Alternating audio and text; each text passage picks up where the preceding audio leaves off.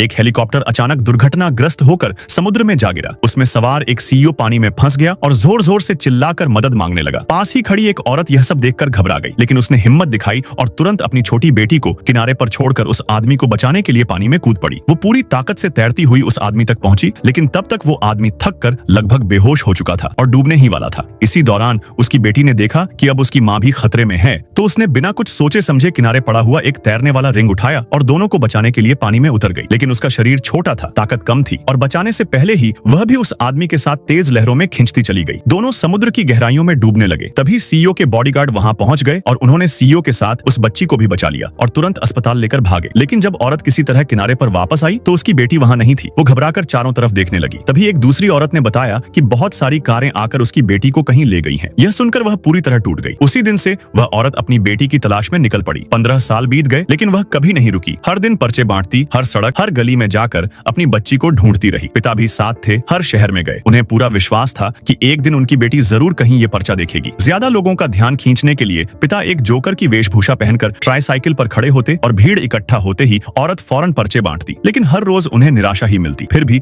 उन्होंने कभी हार नहीं मानी।